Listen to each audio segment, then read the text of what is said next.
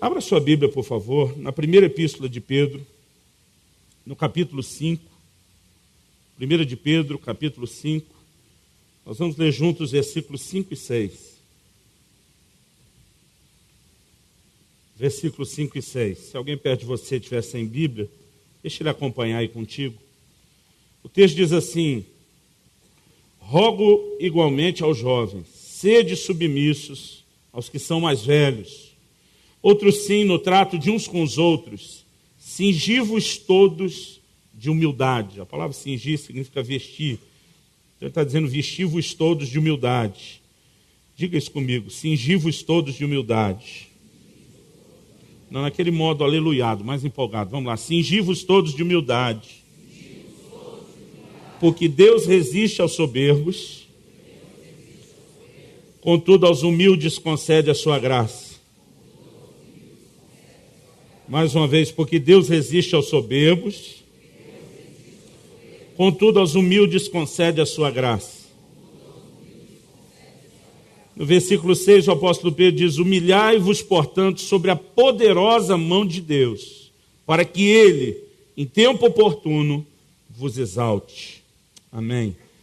Senhor Jesus, nós pedimos mais uma vez Tua graça, Tua ajuda, Teu auxílio, para que possamos, Senhor, ir além de uma mera argumentação mental, no nível da razão ou do intelecto. Nós queremos compreender, Senhor, a Tua palavra, os valores da Tua palavra, e queremos receber, ó Deus, a Tua palavra com entendimento espiritual, com compreensão, ó Deus, que vem do alto, com revelação. Nós oramos não apenas pela compreensão dos princípios da Tua palavra, mas nós oramos pelo Teu toque, pelo Teu trato nas nossas vidas, e pedimos, Senhor, que o Senhor, de fato, possa cumprir o Seu propósito nas nossas vidas, nessa hora, nesse tempo, em nome de Jesus.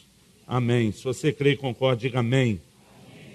Querido, eu quero compartilhar com você algo que Deus tem falado ao meu coração já há um bom tempo, né? Desde o ano passado, Deus começou a mexer mais forte sobre esse assunto comigo. Eu normalmente não tenho coragem de tentar compartilhar depressa aquilo que Deus começa falando conosco. A maior parte daquilo que pregamos e ensinamos é fruto daquilo que aprendemos com o Senhor, sendo, né, instruídos ou confrontados por Ele, e depois a gente, obviamente, procura repartir isso. E eu tive uma experiência, assim, que foi bem inusitada. Eu estava num momento de oração, e o Espírito Santo falou ao meu coração, por meio daquilo que nós temos ensinado, o testemunho interior, e o Senhor me fez uma pergunta. E Ele me diz: você se considera uma pessoa orgulhosa?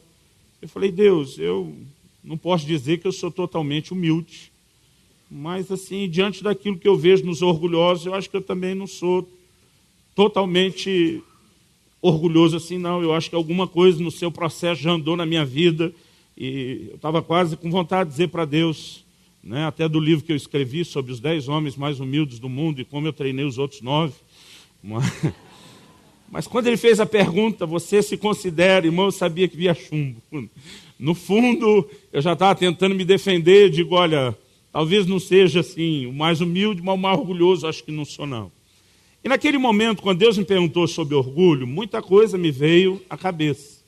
Na verdade, algumas cenas de algumas pessoas que ao longo da minha vida, minha existência, né, eu assisti algumas cenas assim de ter muita vergonha, dizer como alguém pode agir com tanta soberba, com tanta arrogância. E você já deve ter visto alguma cena típica do que você classificaria como o orgulhoso. Eu, por exemplo, já vi muita cena, especialmente nos aeroportos. Eu não sei por que isso acontece tanto, mas de vez em quando tem algum passageiro intimando os funcionários da companhia aérea, e volta e meia eles fazem uma pergunta que eu vejo ser muito repetida: você sabe com quem está falando? Né? Outro dia eu li uma reportagem sobre uma funcionária, não sei de qual companhia aérea que ela era, mas era uma situação, estava muito complicada, e tinha um senhor muito exaltado, no meio de um grupo com problema. Ele começou a gritar com a mulher: você sabe com quem está falando? E ele gritava muito a mesma frase. Ela, muito cheia de humor, passou a mão no microfone que eles têm na sala de embarque e disse: por favor, se alguém conhecer esse senhor e puder ajudá-lo, ele deve estar com amnésia, não sabe quem é, né? Ele quer saber sua identidade, se alguém conhece, por favor. E aquilo fez com que ela conseguisse dominar a situação, até o cara acabou rindo daquilo, mas nem toda a cena que a gente fez tem um final feliz.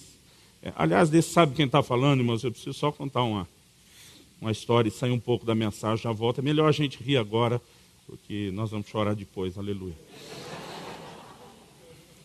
Diz que o funcionário atende no escritório de uma empresa o telefone, e o cara começa do outro lado, né, pedir algumas coisas num tom assim muito mandão, e ele diz, olha, eu não estou com vontade de fazer o que você está falando não, principalmente do jeito que o senhor está falando. Aí o cara fala do outro lado, você sabe com quem está falando? Ele diz, não. Ele diz, aqui é o vice-presidente da empresa. Aí o funcionário do lado de cá diz, e o senhor sabe com quem está falando? Ele diz, não. Ele diz, graças a Deus, desliga o telefone. Mas, lembrei disso, é melhor a gente rir um pouco. Mas nesse momento que Deus perguntou sobre essa questão do orgulho, eu me lembrei de muitas cenas que eu já vi ao longo da minha vida, a caminhada, e normalmente a gente rotula algumas pessoas ou algumas atitudes, né, dizendo isso é o orgulho encarnado, isso é o orgulho em pessoa, né, a soberba, a arrogância vieram morar tudo junto aí, sem pagar aluguel provavelmente. E essa maneira que nós temos de classificar alguns como orgulhosos ou arrogantes por causa de algumas atitudes extremas, às vezes faz com que a gente imediatamente não se sinta parte desse grupo, porque afinal de contas, quando nós estamos botando esse rótulo em algumas pessoas, é porque dentro da gente nós já estamos justificando, eu nunca faria uma coisa dessa.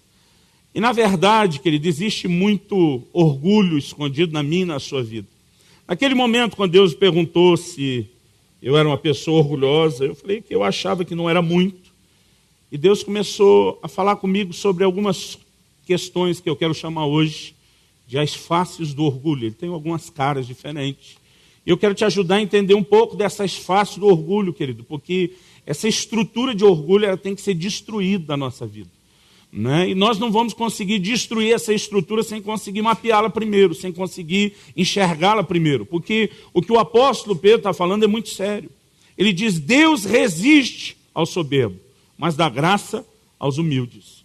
Quantos querem a graça de Deus? Amém? A graça de Deus é atraída, querido, na vida de alguém que anda em humildade, né? O Senhor Jesus nos mostrou que nós temos que aprender isso com Ele. Ele diz, aprendei de mim, que sou manso e humilde de coração. Isso é uma característica que Deus quer que seja reproduzida na minha e na sua vida, e nós temos que aprender isso com o Senhor. Agora, a Bíblia diz que, se por um lado a graça sobre os humildes, o soberbo, o orgulhoso vai ser resistido.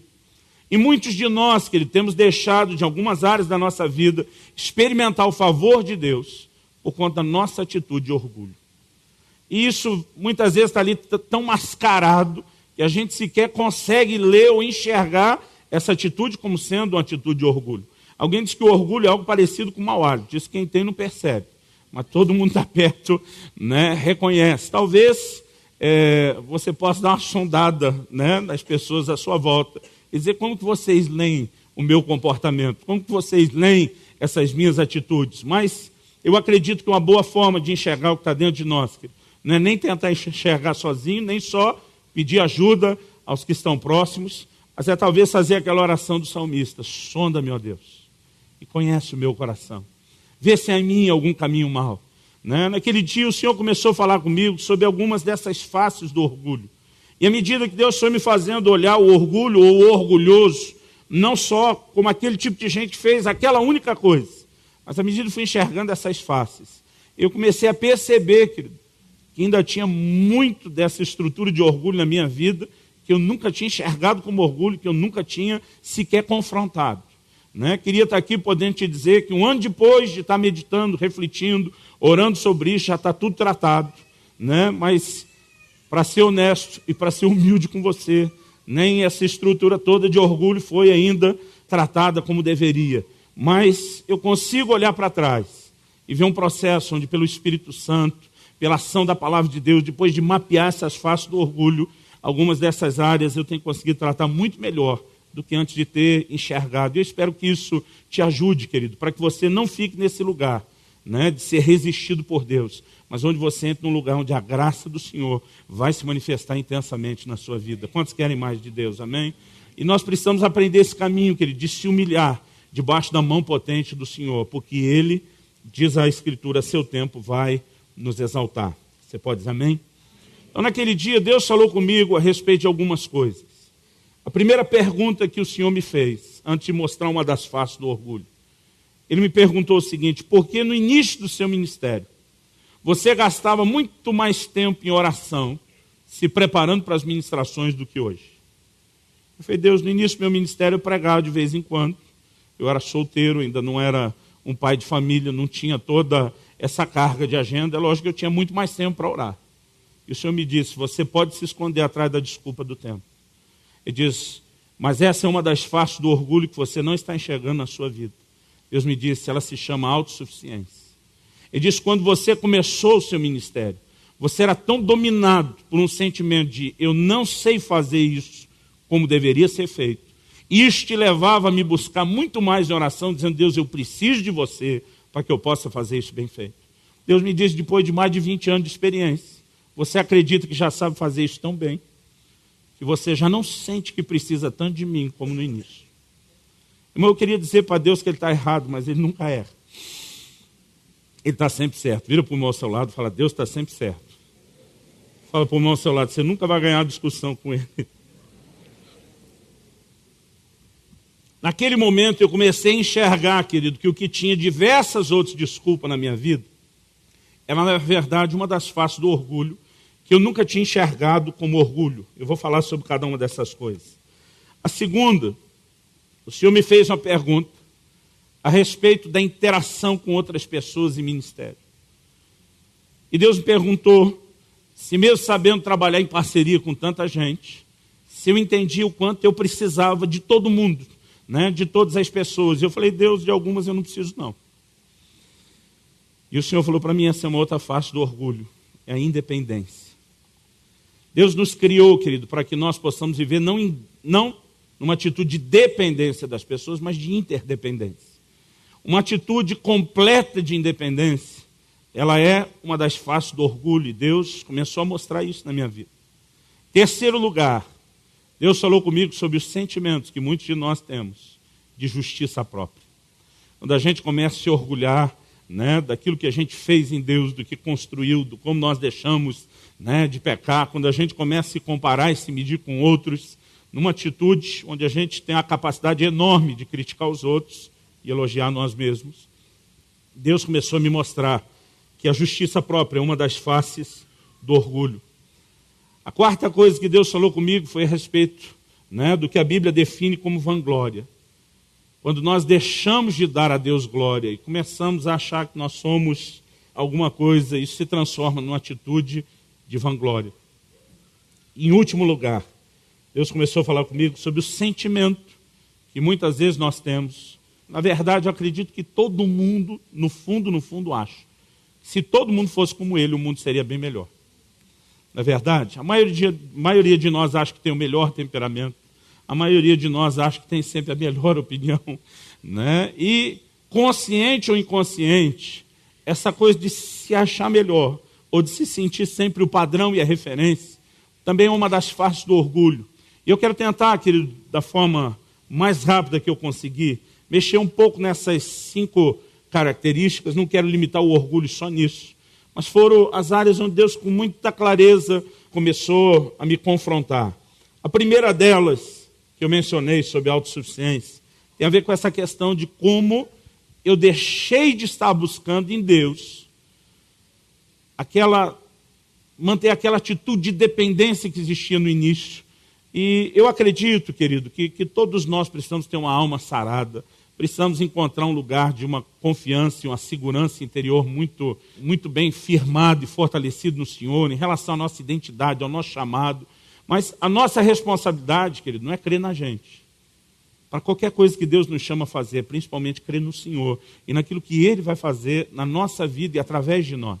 Nós podemos sair de um extremo, né, de uma autoimagem completamente desequilibrada, para uma onde a gente firmou isso também, até mesmo com arrogância.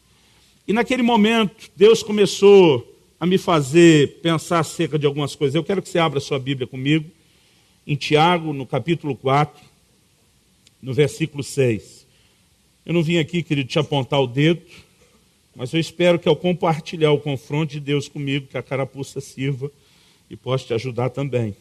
Tiago, capítulo 4, eu quero ler do versículo 6 até o 10, diz assim: antes, ele dá maior graça, está falando de Deus, pelo que diz, Deus resiste aos soberbos, mas dá graça aos humildes. Aqui Tiago, assim como Pedro, está citando um texto, uma porção do Velho Testamento, onde ele diz, Deus resiste aos soberbos, mas dá graça aos humildes. Então ele diz assim no versículo 7, sujeitai-vos, portanto, a Deus, mas resisti ao diabo, e ele fugirá de vós. O que é essa sujeição a Deus e essa resistência ao diabo? Vamos ler do versículo 8 até o 10. E diz assim, chegai-vos a Deus, e ele se chegará a vós. Purificai as mãos, pecadores, e vós que sois de ânimo dobre, limpai o coração. Afligi-vos, lamentai e chorai. Converta-se o vosso riso em pranto e a vossa alegria em tristeza. E humilhai-vos na presença do Senhor, e ele vos exaltará. Querido, a gente precisa entender o que a Bíblia está dizendo aqui. Quando diz sujeitai-vos a Deus e resistir ao diabo. O contexto aqui é sobre humildade e orgulho. A Bíblia está dizendo, Deus resiste ao soberbo, mas dá graça aos humildes. Termina dizendo, humilhai-vos debaixo da mão, do Senhor. Então, nós precisamos entender, quando ele fala sobre sujeitar a Deus e resistir ao diabo, ele está falando isso dentro de um contexto, é lógico que é uma aplicação genérica, mas ele introduz isso dentro do contexto do assunto de humildade e orgulho. Irmão, quem é o diabo? É o camarada que deu início ao pecado do orgulho. Quando você lê tanto Isaías 14 como Ezequiel 28, que falam da queda de Satanás, você vê ele ostentando, eu subirei acima das estrelas de Deus, uma referência aos outros anjos, me assentarei no trono do próprio Deus. O grande pecado de Satanás foi o orgulho, é por isso que em 1 Timóteo 3, o apóstolo Paulo ele escreve a respeito de quem pode ser estabelecido como um presbítero, como um bispo. E ele começa a dar qualificações, traços de caráter. Mas uma das coisas que ele menciona é que não seja neófito. 1 Timóteo 3, eu não me lembro se é o versículo 6 ou 7. Se alguém puder conferir, produção, por favor, me ajude com a referência. Se alguém puder conferir isso. Mas Paulo diz assim, que não seja neófito. A palavra neófito é novo na fé. Ele diz, por que nós não vamos colocar um novo na fé numa posição de autoridade de governo ministerial? Ele diz assim, para que não se ensoberbeça e incorra na condenação do diabo. Quer dizer, a condenação que fez Satanás ser lançado fora, profanado do monte de Deus, como diz a Escritura, foi o pecado de orgulho, a atitude do orgulho. E a Bíblia diz que o diabo quer tentar reproduzir, querido, nas nossas vidas, esse mesmo pecado. Então, produção, versículo 6, 1 Timóteo 3,6, muito obrigado. Irmãos, um dia vou ter um ponto desse, eu acho massa. Hoje eu acho que é uma das faces do orgulho, então eu vou esperar mais. Mas quando a Bíblia mostra que essa é a condenação do diabo, é o pecado que o lançou fora, eu creio que a palavra de Deus está dizendo assim, se sujeite a Deus. Jesus diz, aprendei de mim que sou manso e humilde de coração. Essa minha sujeição a Deus não é só uma obediência aos seus mandamentos, mas é me sujeitar a essa natureza de Deus. Querido, a Bíblia mostra a maneira como Jesus viveu aqui, diz, tende em vós o mesmo sentimento que houve também em Cristo Jesus, o qual subsistindo na forma de Deus, diz Paulo lá em Filipenses 2, não teve por usurpação ser igual a Deus, mas humilhou-se a si mesmo, assumindo a forma de homem, e nessa condição, a Bíblia diz, experimentou morte de cruz. Nós precisamos nos sujeitar a essa natureza de Deus, onde não existe orgulho nem soberba. E precisamos resistir, querido, a toda a soberba que Satanás tenta produzir ou reproduzir nas nossas vidas. Irmão, nenhum de nós está isento disso. O apóstolo Paulo escreve em 2 Coríntios 12, ele diz lá o seguinte, para que eu não me ensoberbecesse, por causa da grandeza das minhas revelações.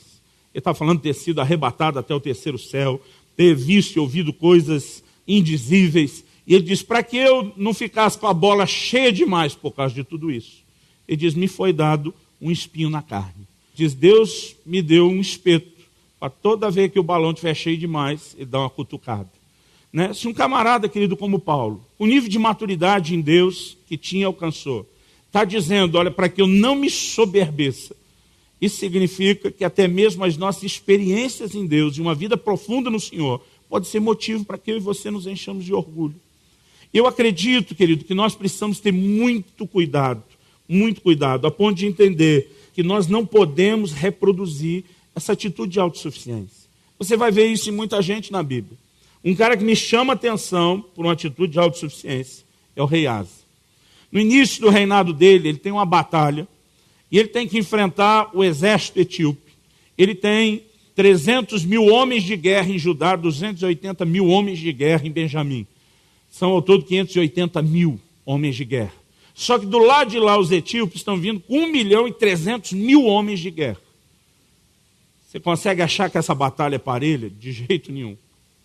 Mas Asa vai com atrevimento para essa guerra, clamando a Deus, invocando o nome do Senhor, dizendo a única razão para a gente enfrentar uma multidão grande como essa é porque os nossos olhos estão em Ti, nós confiamos no Senhor, e eles vão cheios de fé e confiança, e Deus dá uma vitória extraordinária, espetacular, poderosa para eles.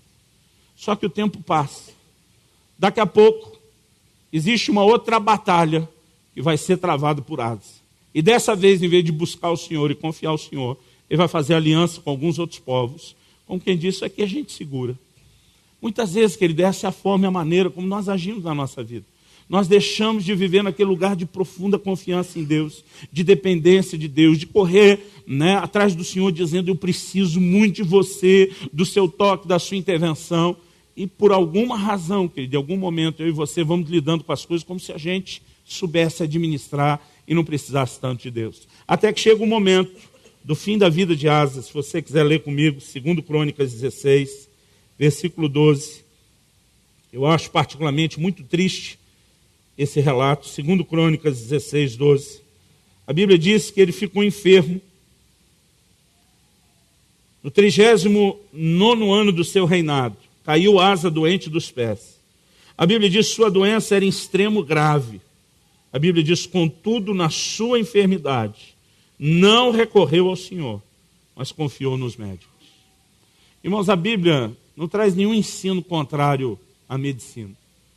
Eu creio que a cura é direito nosso, direito de expiação, de redenção que Jesus realizou.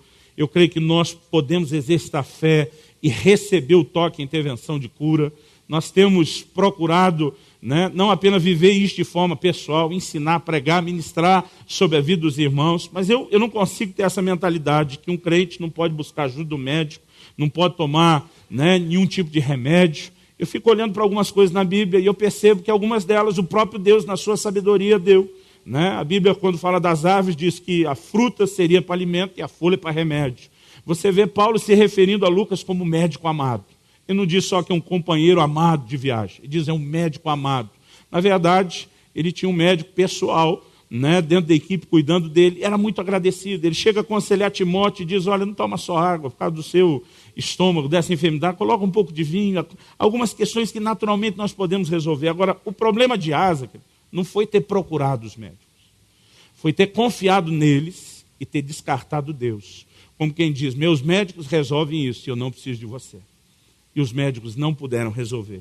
Ele havia afastado Deus de trazer qualquer nível de intervenção. Querido, muitas vezes, na caminhada com Deus sem perceber, nós vamos permitindo que algumas coisas mudem. De uma atitude de profunda dependência de Deus, nós passamos a entrar num lugar de autossuficiência.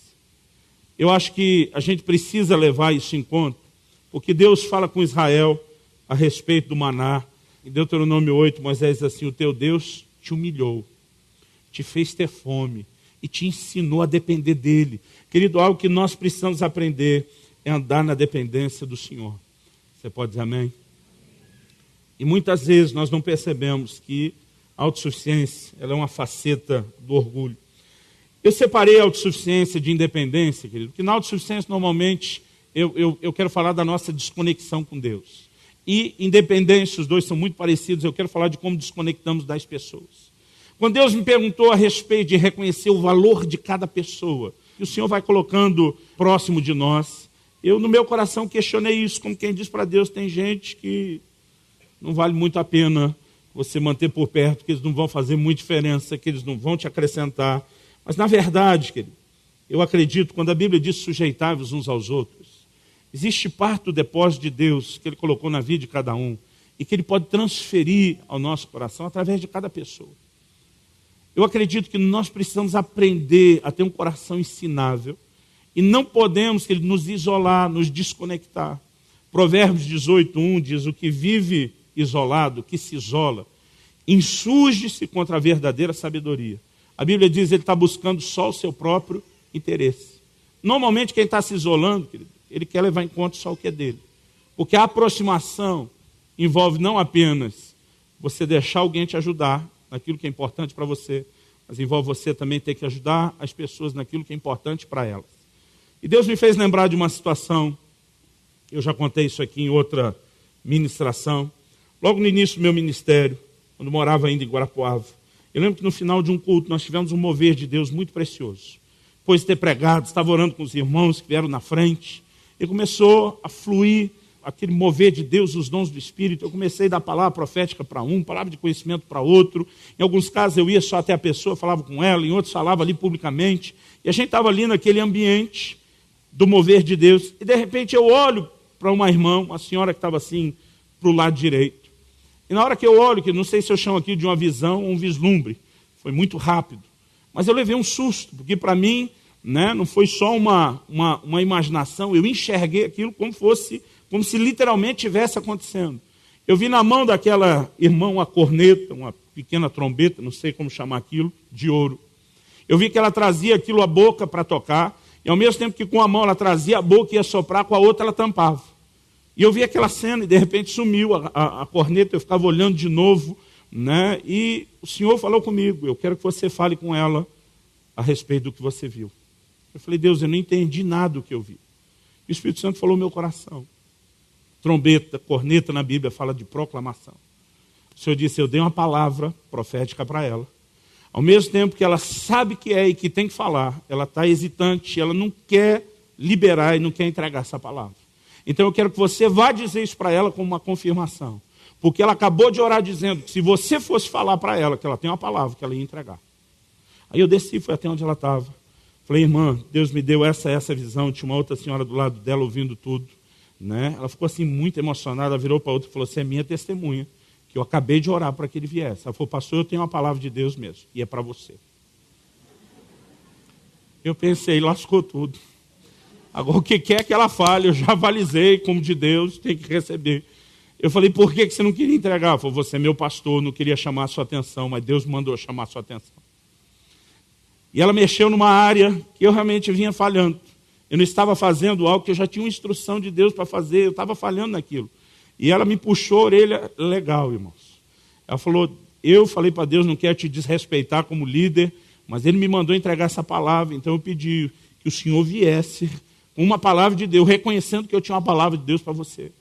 Eu cheguei a dizer: Deus, para que essa burocracia toda? Minha linha estava aberta com você. Você estava falando comigo um monte de coisa. O Senhor podia ter chamado minha atenção direto. Agora o Senhor me dá uma visão, que a irmã tem uma palavra, para eu ir para ela me dar uma palavra, que você está me chamando a atenção. Eu falei: para que dar essa volta toda? Na verdade, eu disse: você está desconfortável porque outra pessoa te chamou a atenção. Irmãos, parte dessa estrutura de orgulho faz com que a gente não quer que as pessoas entrem tanto na nossa vida. Principalmente quando elas estão certas e a gente errado. Naquele momento eu não tinha dúvida que eu estava errado, só estava dizendo para Deus: não podia ter você dito que eu estava errado. O Senhor tinha que contar isso para alguém mais. Na verdade, querido, parte dessa estrutura de orgulho nos leva a querer manter os outros de fora das nossas falhas. A gente não quer ser exposto, a gente não quer ser visto como de fato nós temos estado muitas vezes, e a gente bota um pouco de maquiagem em cima disso. Agora, naquele momento, o Senhor falou comigo. Ele disse: lembra de Moisés? Irmão, Moisés era o cara. Pensa num camarada que Deus disse: olha, profeta está num nível ali embaixo, Moisés já está num outro muito acima, ele é muito mais do que profeta. Em Números 12, Deus diz assim: se há profeta no meio de vocês, falando com a família de Moisés ali, Arão, Miriam, Deus disse: se há profeta no meio de vocês, eu, o Senhor, me faço conhecer a ele por meio de sonhos, visões e enigmas. Deus disse: com Moisés, meu servo, não é assim, eu falo cara a cara. Agora chega um momento onde o sogro de Moisés, Jetro, procura Moisés e diz: cara, por que você está fazendo isso? Ele diz, trabalhando dessa forma, você vai se matar, vai matar o povo. Você está errado, você tinha que fazer dessa forma. Ele diz, consulta o Senhor, Ele vai te confirmar isso. E o conselho de Jetro, que se torna a base de toda a organização com que Moisés vai lidar com o povo de Israel. E até hoje, para nós, a base é a razão pela qual a gente trabalha com as células e os grupos pequenos. Agora, Moisés ouvia Deus face a face. Deus não podia ter falado com Moisés, ei, vamos arrumar esse negócio? Na verdade, Deus falou. Deus só não fez questão de falar tudo com Moisés, querido, cara a cara. Ainda que Moisés tivesse esse nível de conexão. Olha como Moisés profetiza a vinda de Jesus. Ele diz assim, Deus há de levantar, varões e irmãos, um profeta semelhante a mim. Você imagina o cara anunciando a vida de Jesus e diz, vai ser do meu nível. Né? Não é para qualquer um. Agora, mesmo um cara como Moisés, Deus está dizendo, eu não vou falar tudo diretamente com você. Você precisa das pessoas. Você não pode viver desconectado, você não pode viver em independência. Porque independência, querido, é uma das faces do orgulho. Então nós temos que ter muito cuidado em relação a isso. Você pode dizer amém? Terceiro lugar, justiça própria. Abre comigo em Lucas, capítulo 18. A gente vai ler a partir do versículo 9. Jesus falando, o texto diz, propôs também essa parábola a alguns que confiavam em si mesmos, por se considerarem justos, e desprezavam os outros. Então Lucas está dizendo ele conta não só a parábola que Jesus falou, mas ele diz por que Jesus contou a parábola e para quem que Jesus estava falando. Então, ele propôs a parábola a alguns que confiavam em si mesmos, por se acharem justos e desprezavam os outros. Então, versículo 10. 2 homens subiram ao templo com o propósito de orar. Um fariseu e o outro publicano.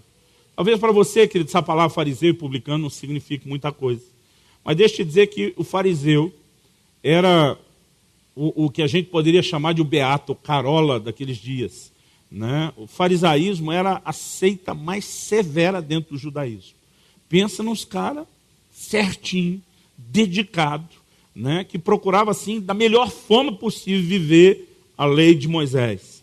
Já o publicano, que era um coletor de impostos, era considerado um traidor da nação, não só servindo Roma, né? Mas vivendo da extorsão que ele conseguia, né? Tirar dos impostos a mais das pessoas. Então, assim, era um dos piores rótulos do que era um pecador na época. Então Jesus intencionalmente coloca 2 figuras aqui, o santinho, o santarrão, e o pecadorzão, daquele assim que todo mundo já sabia o que está sendo dito.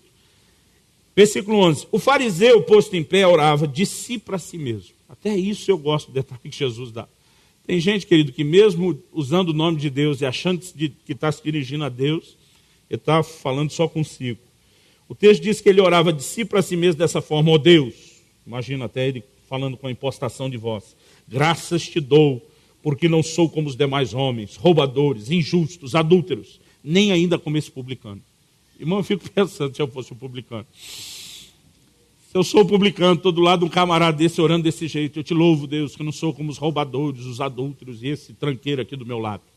Eu ia pensar, pecado por pecado mesmo, acho que eu desci uma marretada na cabeça do camarada na hora.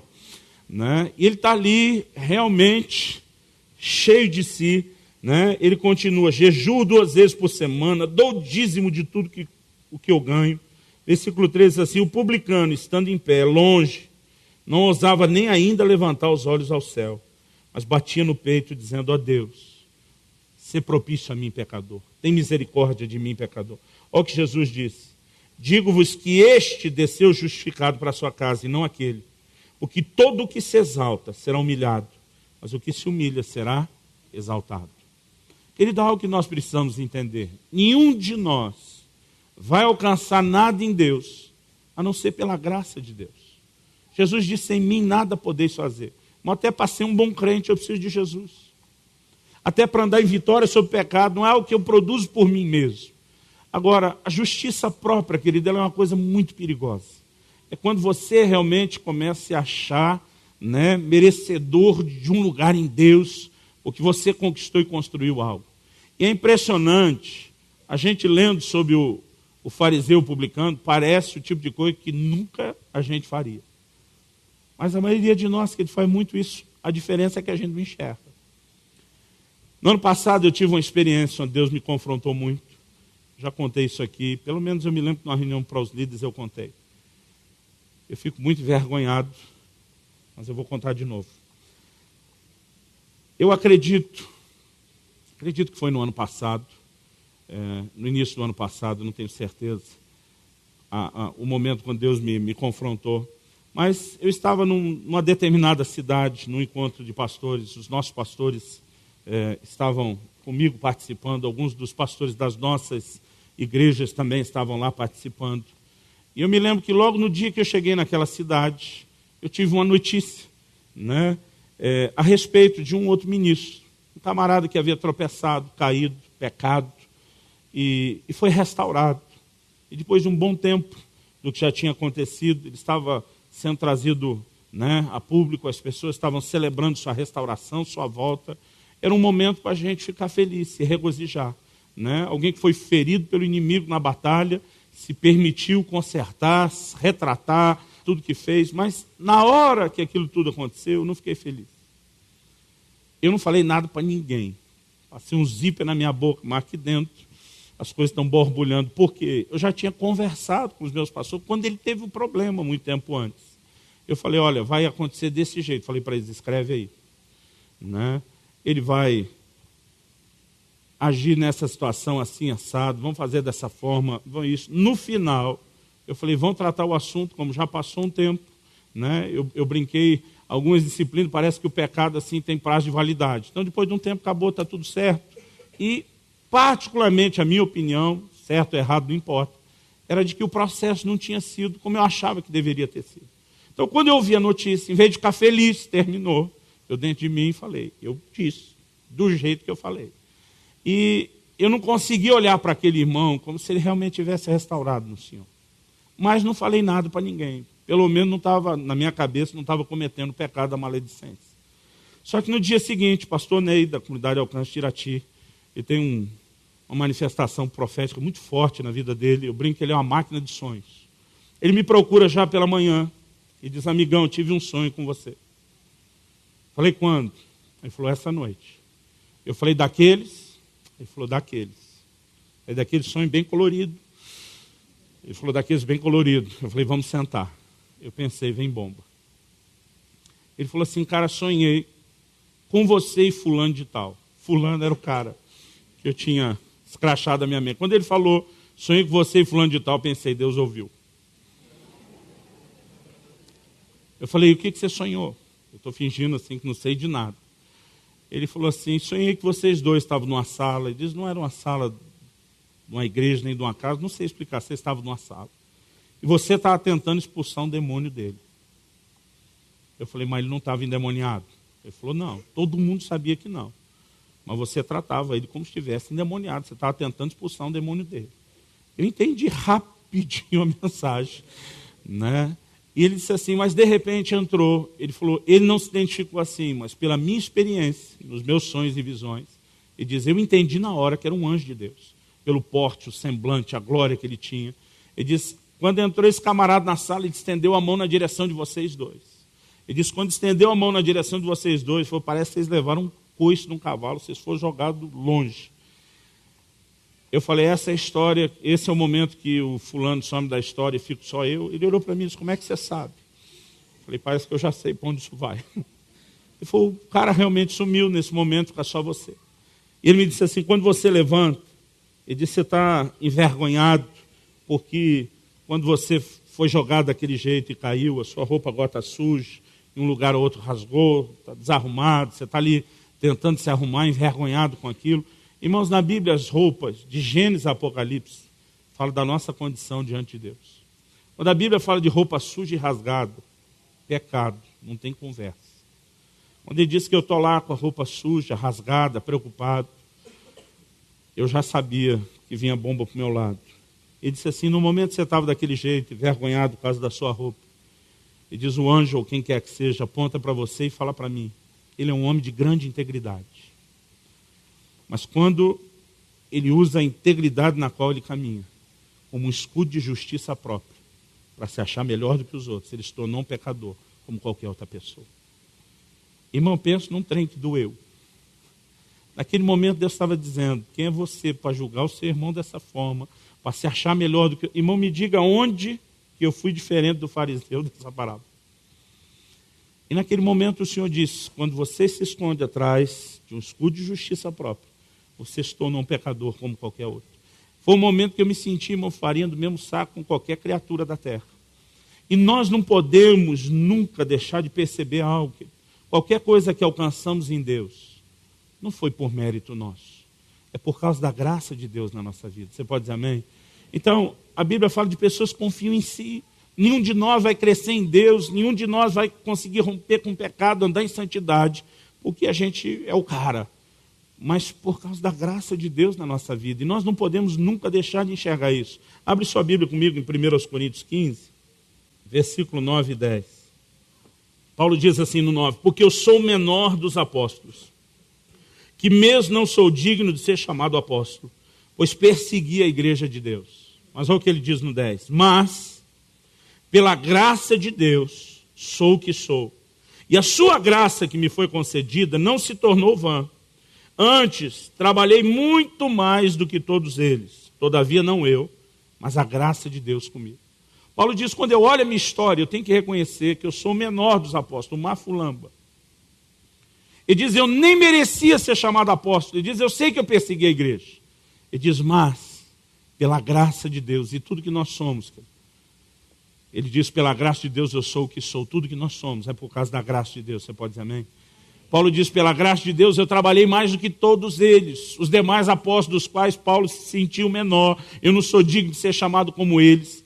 Irmãos, quando Paulo diz que trabalhou mais do que eles, tem gente que diz que você pode entender isso de duas formas. A primeira é que se tivesse um ranking de pontuação, tipo o ponto corrido da tabela do Campeonato Brasileiro, então Paulo está dizendo que ele está nas cabeças do score de pontuação ministerial, ele está lá por cima, primeiro lugar, talvez líder isolado. Aí talvez segundo lugar Pedro, terceiro João, não sei como seria essa tabela. A segunda forma de olhar para isso, que é a que eu entendo que Paulo está falando, não é só que ele trabalhou mais do que cada um deles, mas Paulo está dizendo, eu trabalhei mais do que todos eles juntos. Paulo está dizendo que você pode juntar os 12 apóstolos do Cordeiro e eles juntos não fizeram o que eu fiz sozinho. É só você olhar o livro de Atos e a história da igreja. Enquanto os 12 apóstolos do Cordeiro se dedicaram a evangelizar os judeus, não só em Israel, mas da dispersão, o apóstolo Paulo com a sua equipe, ele evangelizou o resto do mundo, faça as contas. No entanto, Paulo não está dizendo eu sou melhor do que eles. Ele diz, eu nem merecia estar entre eles. E pela graça de Deus eu pude fazer até mais do que eles. É um momento onde a pessoa entende, nada do que eu estou fazendo é por causa de mim, mas é apesar de mim. E nós nunca podemos perder isso de vista. Não há lugar, querido, para a justiça própria. Isaías 64:6, Deus diz, as suas justiças para mim são como trapo de imundícia. Alguns comentaristas definem o trapo de imundícia como a bandagem que o leproso colocava sobre a sua pele, e no momento que ele tinha que trocar aquilo, irmão, aquilo tinha que ser queimado, não prestava para nada, além de muito nojento, era de alto contágio. Deus está dizendo, sua justiça própria, para mim é como trapo de imundícia. Nenhum de nós, querido, tem justiça alguma para apresentar diante de Deus. É por isso que nós aplicamos fé na justiça de Cristo que nos é imputada. Você pode dizer amém? E o diabo, querido, vai tentar nos arrastar por esse caminho de orgulho, que uma das faces é a justiça própria, até para nos fazer tentar negar a justiça imputada de Jesus. E nós não podemos permitir que isso aconteça ou que isso se desenvolva na nossa vida. Você pode dizer amém? Em quarto lugar, vanglória. Não dar a Deus glória, querido, é orgulho, é vanglória. Em 1 Coríntios 1, Paulo diz, olha, Deus escolheu os fracos para confundir os fortes. Deus escolheu as coisas loucas do mundo para confundir as sábias. Ele diz, no final do processo, Deus não quer ninguém se gloriando em si mesmo. Ele diz, mas como está escrito, aquele que se gloria, glorie-se no Senhor. Toda glória, querido, tem que ser transferida e dada a Deus. Nenhum de nós tem direito de se orgulhar de nada. Nenhum de nós. Aliás, o preço, querido, desse tipo de atitude, ele sempre se torna caro. Em Deuteronômio 8:18, Moisés está sendo instrumento de Deus, ele fala com o povo de Israel e diz, gente, quando vocês entrarem na terra de Canaã, a terra prometida, a terra que mana leite e mel, ele diz, e vocês enriquecerem e prosperarem, ele diz, não diga, o meu braço me proporcionou essas coisas. E diz, antes te lembrarás do Senhor teu Deus, que te dá o poder de adquirir riquezas. Ele está dizendo, quando você prosperar, não ache que foi você. Não ache que você é o cara. Porque alguns, eu gosto de dizer, tem aquele speed Romário. Eu não sei quanto se lembra da entrevista do Romário, aquele jogador de futebol que hoje é deputado. Eu me lembro do dia que ele, numa entrevista em rede nacional, ele disse que quando ele nasceu, Deus olhou para ele e disse, este é o cara.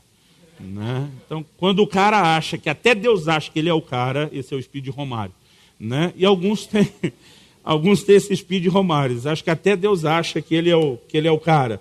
E Deus o tempo todo diz, olha, não acho que foi você. Reconheça o meu favor na sua vida. Sabe que nós precisamos aprender a transferir a Deus glória. Nós não podemos absorver nenhum tipo de glória para nada que a gente faça, realiza ou construa em Deus. Outro dia alguém disse, não, a gente não pode nem receber elogio. Eu digo, irmão, fica com incentivo. Mas transfere a glória para Deus. Porque a glória é dele, a glória pertence a ele.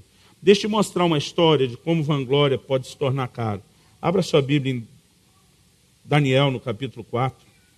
O rei Nabucodonosor se tornou o primeiro rei de um império mundial. O que nem a Síria havia conseguido antes, chegou perto, mas não conseguiu. Babilônia conseguiu. A Babilônia foi o primeiro império de proporção mundial. Nabucodonosor era considerado rei de reis, dominou todo mundo. Só que a Bíblia conta, logo no capítulo 2 do livro do profeta Daniel, que ele teve um sonho. Esse sonho perturbou ele. Eu não sei se ele não lembrava ou se ele não queria falar, mas ele chama todos os magos, os sábios, os encantadores do reino, e ele diz, eu quero que vocês digam o que eu sonhei e o que significa. A turma diz, rei, o senhor diz o que sonhou, nós dizemos o que significa, mas a gente falar o que sonhou é complicado. Ele disse, se não falar, vai morrer todo mundo. Daniel e seus amigos foram trazidos de Judá para o cativeiro de Babilônia. Então, no meio da turma que vai morrer, eles pedem um tempo, vão orar a Deus, e Deus revela a Daniel qual foi o sonho. Aí Daniel vai lá para o rei e diz, rei, vou te dizer o que você sonhou e o que significa. Ele disse, você sonhou com uma grande estátua. Essa estátua tinha a cabeça de ouro, o peito e os braços de prata, o ventre de bronze e as pernas e os pés de ferro. Ele diz, a cabeça de ouro é você. Ele diz, mas depois de você vem um reino inferior ao seu. A prata é inferior ao ouro. E ele está dando a entender que não só vem um segundo reinado, mas que por conta dos 4 metais diferentes, haveriam 4 impérios diferentes. Então ele está dizendo, você pode ser o cabeça, o que começou esse domínio mundial. Ele diz, mas você vai ser substituído. Depois de você vem um segundo, e de fato vieram os medo-persas. Ele diz, depois dos medo-persas vem um terceiro. Nós sabemos pela história que era a Grécia de Alexandre o Grande. Ele diz, e depois ainda vem um 4º império, Roma. Ele diz, uma pedra foi cortada sem auxílio de mãos, falava de algo que não era humano, era divino. E essa pedra atinge a estátua nos pés. Os pés falavam dos dias do 4º império, Roma. Foi exatamente quando Jesus Cristo veio. Ele diz, quando a pedra atingia essa estátua, ela era inteira esmiuçada. O que ele está dizendo? Deus vai colocar fim ao reino dos homens. Ele diz, mas essa pedra, que significa Jesus, ela cresceu, se tornou uma montanha que encheu toda a terra. Daniel está dizendo, Deus vai substituir você e os camaradas que vêm depois de você, vai botar fim no reino dos homens, e Deus vai estabelecer o seu próprio reino na terra. Essa é a mensagem de Daniel 2. Como é que começa Daniel capítulo 3? O rei manda fazer uma estátua enorme, inteira de ouro. Irmão, o que ele está dizendo? Eu não vou ser substituído coisa nenhuma. Eu não sou só a cabeça. Ele diz, a estátua sou eu vim para ficar, daqui ninguém me tira. Irmão, ele está abertamente resistindo à visão e o significado. Aí você entra em Daniel capítulo 4, logo depois disso, ele tem um outro sonho. Ele sonha com uma árvore imensa sendo cortada. A Bíblia diz, versículo 10, Daniel 4, eram assim as visões da minha cabeça quando eu estava no meu leito. Eu estava olhando e vi uma árvore no meio da terra, cuja altura era grande. Crescia a árvore, se tornava forte, de maneira que a sua altura chegava até o céu. Era vista até os confins da terra. A sua folhagem era formosa, o seu fruto abundante. Havia nela sustento para todos. Debaixo dela os animais do campo achavam sombra, as aves do céu faziam morada nos seus ramos, e todos os seres viventes se mantinham dela. No meu sonho, quando eu estava no meu leito, vi um vigilante, um santo que descia do céu, clamando fortemente, dizendo, derrubai a árvore, cortai-lhe os ramos, derriçai-lhe as folhas, espalhai o seu fruto, afugentem-se os animais de debaixo dela e as aves dos seus ramos, mas a cepa com as raízes deixai na terra. atada com cadeias de ferro e de bronze, na erva do campo. Seja ela molhada do orvalho do céu, e a sua porção seja com os animais, a erva da terra. Mude-se-lhe o coração, para que não seja mais coração de homem, e lhe seja dado coração de animal, e passem sobre ela 7 tempos. Essa sentença é por decreto dos vigilantes, e essa ordem por mandado dos santos, a fim de que conheçam os viventes que o Altíssimo tem domínio sobre o reino dos homens, e o dá a quem quer, e até ao mais humilde dos homens constitui sobre eles. A mensagem era clara: você está resistindo a Deus, dizendo que Deus não vai botar fim, que você veio para ficar, Deus vai te derrubar. Na tradução da Bíblia, na linguagem de hoje, do pastor Luciano Subirá, a versão street, que é mais descolada, que o anjo falou para ele: perdeu o playboy. Né? O texto está dizendo, querido, que Deus confrontou. Daniel explica isso para ele, com muito tato, com muito jeito. Ele diz: olha, seja essa visão para os teus inimigos. Ele diz: mas o negócio é o seguinte. Daniel é franco na interpretação. Só que no versículo 29 de Daniel 4, a Bíblia diz assim: ao cabo de 12 meses, passeando sobre o palácio real da cidade de Babilônia, falou o rei e disse: não é essa grande Babilônia que eu edifiquei para a casa real, com meu grandioso poder e para a glória da minha majestade. Irmão, naquele momento que ele está ali se gabando, como diz no nosso interior do Paraná, se gavando, a Bíblia diz no 31, falava ainda o rei, quando desceu uma voz do céu: a ti se diz, ó rei Nabucodonosor, já passou de ti o reino, serás expulso de entre os homens, a sua morada será com os animais do campo, far-te-ão comer ervas como bois, passar-se-ão 7 tempos por cima de ti, até que aprendas que o Altíssimo tem domínio sobre o reino dos homens e o dá a quem quer. No mesmo instante se cumpriu a palavra sobre Nabucodonosor, foi expulso de entre os homens, passou a comer erva como os bois, seu corpo foi molhado do orvalho do céu, até que lhe cresceram os cabelos como as penas da águia, as suas unhas como das aves. Mas ao fim daqueles dias, eu, Nabucodonosor, levantei os olhos ao céu, tornou-me a vir o entendimento, e eu bendisse o Altíssimo, e louvei e glorifiquei o que vive para sempre, cujo domínio é sempre eterno, cujo reino é de geração em geração. Todos os moradores da terra são por ele reputados em nada. Segundo a sua vontade, ele opera com o exército do céu. Naquele momento, né, versículo 37, diz: agora, pois eu, Nabucodonosor, louvo, exalto e glorifico ao Rei do céu, porque todas as suas obras são verdadeiras, e os seus caminhos justos. E olha como ele termina: e pode humilhar aos que andam na soberba. Querido, em Daniel, no capítulo 5, no versículo 20... quando já Nabucodonosor nem mais está lá, é seu filho Belsazar que está reinando, Daniel fala para o filho de Nabucodonosor e diz: quando o seu coração se elevou, falando de Nabucodonosor, e o seu espírito se tornou soberbo e arrogante, foi derrubado do seu trono real e passou dele a sua glória.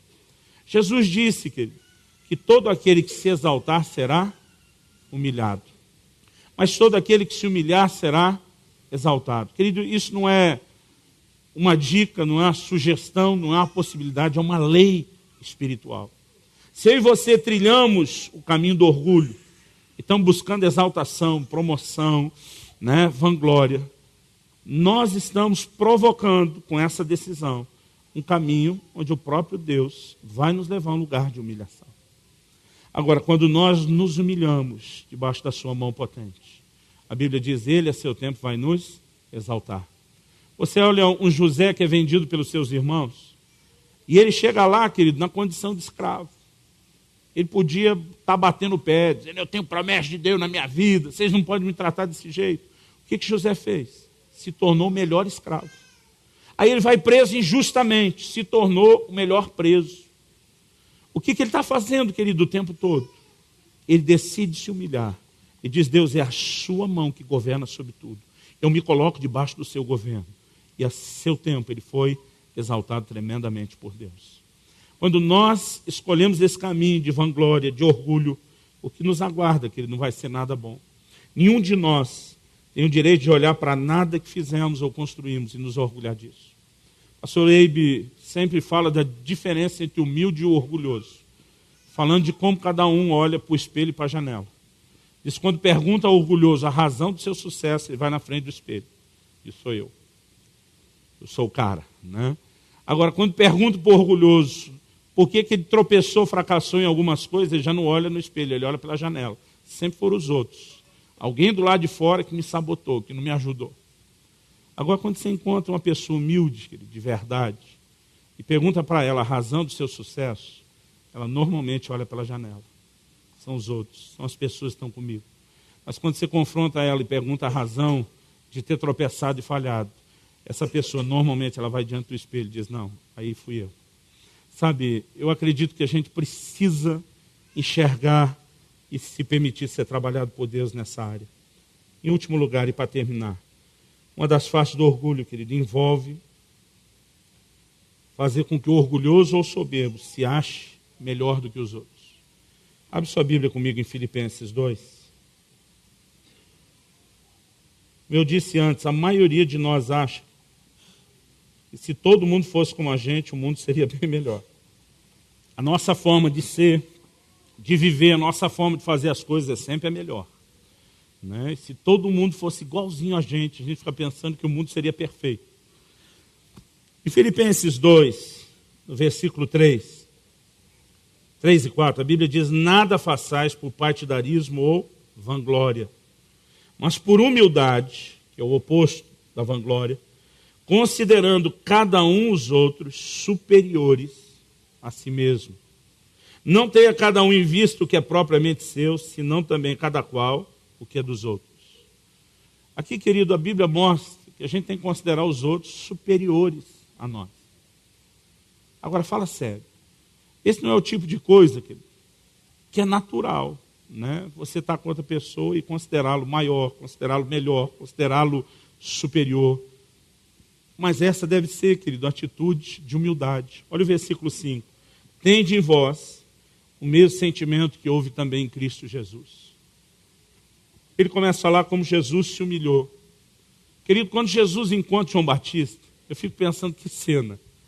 João Batista diz para ele, você está vindo a mim, eu que tinha que ser batizado por você. João Batista sabe quem é Jesus. Irmão, eu fico pensando o constrangimento se eu estivesse no lugar de João Batista, ter que fazer aquilo. Eu batizar você? Não. Jesus diz para ele, convém que a gente cumpra toda a justiça. Vá lá, você é o cara, me batiza. Né? Jesus sabendo exatamente quem ele é, mas o tempo todo honrando todo o depósito de Deus na vida de João Batista. Querido, nós precisamos aprender com isso. Eu acredito que muitos de nós, se olharmos para essa face do orgulho, que é se achar melhor do que os outros, a gente vai descobrir que ainda existe um depósito de orgulho em nós maior do que o que a gente normalmente tem enxergado, maior do que aquilo que a gente tem percebido. Né? Esse é o momento, querido, onde você vê um Paulo, mesmo dizendo, olha, eu fiz mais do que os outros apóstolos, ele diz, foi a graça de Deus, não fui eu. Nenhum de nós, querido, deveria agir com esse sentimento de eu sou melhor, não importa quão bom você seja naquilo que você faz. Eu acredito que essa é uma área que deveria nos ajudar a enxergar isso. Alguns de nós, dependendo do tipo de conquista que nós fizemos, a gente quer um tratamento diferenciado. Jesus disse, olha, os líderes desse mundo, as autoridades, os que governam, eles querem ser servidos pelas pessoas. Os discípulos estavam disputando entre eles quem era o maior. Quem era o maior, irmão, em outras palavras, é quem é o melhor. Porque o melhor é que merece estar por cima dos outros. Eles estavam medindo força, quem expulsou mais demônio, quem curou mais enfermo, quem pregou melhor do que o outro. Querido, Deus não nos chamou para viver em competição. A verdade, Deus nos chamou para trabalhar juntos. O sucesso de qualquer outro irmão, querido, é o seu sucesso, é o meu sucesso.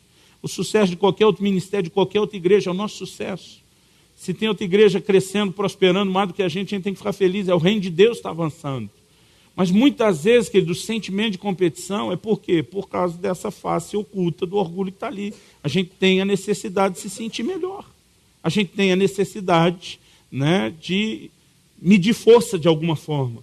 E eu acredito, querido, que a gente precisa entrar nesse lugar em Deus, onde essas coisas sejam profundamente trabalhadas em nós. Eu quero te dizer, querido, com muito amor e carinho, você é muito importante para Deus. Mas o reino de Deus vai continuar quando você não estiver mais aqui. O reino de Deus vai sobreviver sem você, sem mim. Né? A gente tem o nosso lugar de importância, querido. Mas normalmente nós queremos nos dar importância assim, até maior, né, do que realmente nós temos. Eu acho que talvez essa seja a razão porque muitos de nós não conseguimos pedir perdão, nem admitir que estamos errados. Porque pedir perdão ou admitir que está errado é você em algum momento dizer para o outro, eu fui menor ou inferior a você. E quando nós temos essa dificuldade, querido, de pedir perdão, de reconhecer que estamos errados, eu acredito que a gente está se deparando, né, com essa face do orgulho, de se achar melhor. E nós precisamos entrar nesse lugar em Deus, né, onde a gente tem que ir para a cruz mesmo, querido, onde nós temos que nos anular, onde nós temos que aprender a nos humilhar mesmo. E eu olho para tudo isso, querido, e a grande motivação do meu coração de dizer, Deus, eu não quero ser essa pessoa orgulhosa. Não é apenas por causa de relacionamento. Não é apenas por causa das pessoas. É lógico que é muito melhor para quem está perto de mim, quando eu vou aprendendo a humildade e destronando o orgulho. Há muito mais, querido, do que essa questão de relacionamento interpessoal. Eu quero agradar o coração de Deus. A Bíblia diz que Ele resiste ao soberbo. Se eu deixo esse tipo de coisa na minha vida, Ele vai me resistir. Mas a Bíblia diz que Ele dá graça aos humildes. E quanto mais eu me quebranto em Deus, quanto mais eu descubro esse caminho de quebrantamento, de humilhação no Senhor. A Bíblia fala sobre se humilhar debaixo da mão potente do Senhor. Então o favor e a graça de Deus vai ser mais intenso sobre a minha vida. Eu não sei você, mas eu quero o favor e a graça de Deus na minha vida. Eu quero reproduzir a natureza e o coração de Deus. O orgulho, querido, me faz parecido com o cão, com o diabo. A humildade me faz parecido com Jesus. Ele diz, eu quero ser o seu modelo, a sua referência. Aprenda de mim que sou humilde de coração. Ele disse, olha para Jesus, e ele dizia, eu só faço aquilo que eu vejo o Pai fazer. Eu só ensino aquilo que eu ouço do meu Pai. Você vê a vida de oração que Jesus tinha. Eu um dia desse estava pensando, se ele que era Jesus, orava dessa forma, né, mostrando essa dependência tão profunda do Pai. Eu falei, nós estamos lascados, né, orando do jeito que nós estamos orando. Nós ainda não entendemos esse nível profundo de dependência. Porque o orgulho, essa estrutura do orgulho que ele nos segura, e ela precisa ser quebrada. Nós temos que viver num lugar em Deus, querido, dia após dia. Você olha o tipo de oração que Jesus ensinou, não me deixe cair em tentação, livra-me do mal. Tem um lugar de oração, querido, onde nós não vamos só pedir as coisas para Deus. Tem um lugar onde nós vamos entrar lá dizendo, Deus, me ajuda a ser crente de verdade, me ajuda a ter vitória nessa área. Eu não quero ser vencido pela tentação, não quero que o diabo leve vantagem. Eu preciso da sua graça, eu preciso do seu socorro, eu preciso dos seus recursos. Você vê Jesus, querido, no Getsemane orando. Ele está dizendo, seja feita não a minha, seja feita a sua vontade. Ele está se anulando, morrendo para si, dizendo, Deus, eu quero que você governe. Agora, muitas vezes, querido, nós estamos agindo como? Nós fazemos todos os nossos planos e a gente só diz para Deus, abençoa aí. Irmão, se isso não é orgulho, é o quê? Mas há um lugar que eu e você podemos alcançar por meio do quebrantamento. Humilhai-vos debaixo da potente mão de Deus. Tiago diz, sinta a sua miséria, chora, reconheça o que tem que ser mudado. Eu fico impressionado com alguns crentes. Os camaradas pecam de uma forma assim tão gritante, absurda, e você não vê nenhum sinal de arrependimento. Eu fico me perguntando, será que esse cara nunca entendeu o que diz lá Lamentações, põe a boca no pó para ver se há esperança para você? Mas a maneira como nós nos conduzimos, que mostra que a nossa vida ainda está muito amarrada por essa estrutura de orgulho. Mas se eu e você aprendemos a nos humilhar diante do Senhor, nós vamos experimentar o seu favor, a sua graça. E nós vamos alcançar um nível de... Porque Deus não é contra, querido, a sua exaltação. Deus é contra você querer se exaltar. Ele diz, deixa que eu te exalto. Deixa que eu te levanto. Ele diz, para que você chegue lá, você tem que ter um coração preparado para isso. E o Senhor diz, eu quero te ensinar humildade primeiro. Eu costumo dizer que normalmente o ponto da nossa vida, onde aquilo que Deus tem para nós realmente começa a acontecer, é quando a gente chega a um ponto, a um lugar em Deus, onde a gente já não faz mais questão daquilo. Onde a gente já não, né, tanto faz ter ou não ter. Parece que quando a gente realmente desligou daquilo, parece que é quando as coisas realmente vão acontecer. Eu não vim aqui te apontar o dedo. Eu não vim aqui, né, tentar trazer nenhum peso de culpa ou condenação sobre o seu coração. Mas, querido, a gente precisa parar de tapar o sol com a peneira. Ainda existe muito dessa estrutura de orgulho na minha vida, na sua vida. E nós precisamos deixar Deus trabalhar nisso. Você pode dizer amém? Eu sinto que é um convite é uma forma bonita. Eu quero deixar isso mais desesperado, dar um grito no coração de Deus, nos convidando a um lugar de humilhação, de quebrantamento, de arrependimento nele. Eu gostaria que a gente pudesse, terminar nessa hora orando, colocando nossa vida diante de Deus, dizendo: Deus, eu não quero ser refém dessa estrutura de orgulho. Eu não quero estar preso por essa estrutura de orgulho. Talvez, à medida que a gente está falando dessas faces diferentes, Deus te ajudou a enxergar algo, talvez até algo que nós não falamos, ou talvez você ainda precisa meditar, refletir, ir um pouco mais fundo nessas coisas. Eu não acredito que a gente resolve isso, querido, apenas ouvindo uma palavra, faz uma oração, está tudo certo. Eu não comecei a trabalhar isso na minha vida só no último ano, mas no último ano eu tive que dar muito mais atenção a isso. E eu fico olhando para algumas dessas áreas, dizendo: Deus, eu preciso me quebrantar mais, eu preciso entrar nesse lugar de humildade, que o Senhor Jesus se tornou modelo nosso. Eu quero que você fale com Deus nessa hora. Talvez a melhor forma, querido, seja começar reconhecendo que ainda há muita estrutura de orgulho na sua vida. Eu acredito que nós devemos pedir perdão a Deus por isso. Eu acredito que a gente deve reconhecer e dizer: Deus, eu, com essa atitude de orgulho, com essa estrutura de orgulho, eu tenho estado fora do seu propósito. Talvez, querido, muita coisa na sua vida esteja presa. Talvez muita coisa na sua vida esteja ainda impedida, não tenha acontecido, não está sendo liberado. Talvez Deus esteja resistindo por causa da estrutura de orgulho. Mas à medida que nós vamos nos quebrantando nele, é impressionante, querido, como essa mesma mão debaixo da qual nós nos humilhamos, ela nos exalta e ela nos promove. O que Deus quer, querido, não é te matar. O que Deus quer não é lutar contra o que você sonhou. O que Ele quer é te dar o caminho correto para chegar lá. E o caminho correto não é você se exaltando, é Deus fazendo isso. Mas Deus só pode fazer isso quando você encontra esse lugar de humilhação nele.